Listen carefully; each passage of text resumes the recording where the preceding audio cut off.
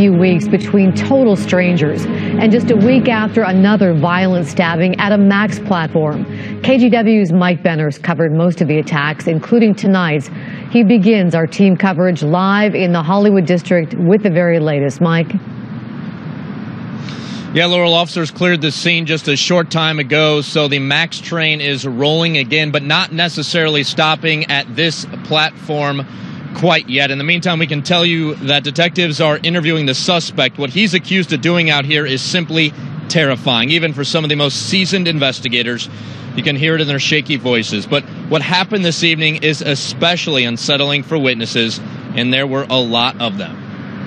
I was so scared. Sky 8 flies above the Hollywood Transit Center in a Max train that came to a screeching halt after a deadly stabbing on board. I saw the guy that was stabbed in the neck, that was bleeding. Arsenia Bratel was just feet away from what started as a disturbing verbal assault. It was just cursing.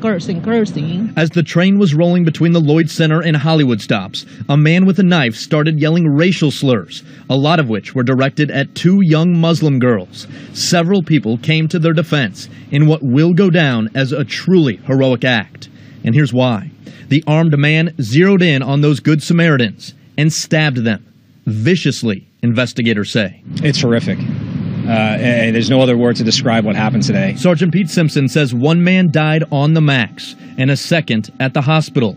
A third suffered what appear to be non-life-threatening injuries. Somebody threw me a cloth, get it on his neck, hold compression, and wait for the paramedics, keep him calm, and just having to be in the right place at the right time. Officers eventually tracked down the suspect near Providence Hospital, bringing to an end a violent few minutes for so many. For the victims, our thoughts and prayers are with their families.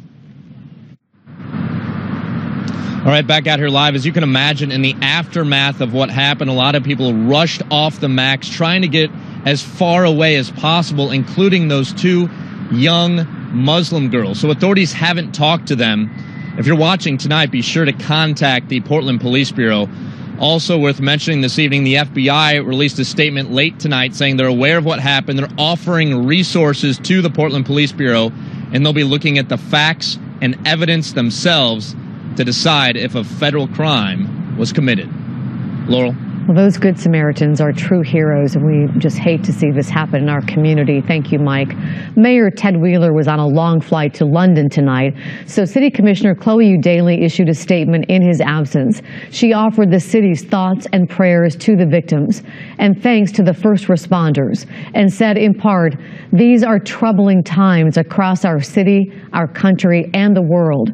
We cannot let this divide us. We need to unite against all forms of violence and hate. Our differences should be a cause for celebration, not something that foments hate. I'm asking everyone to reach out and connect with your families, your friends, and your neighbors. Let's all stand together."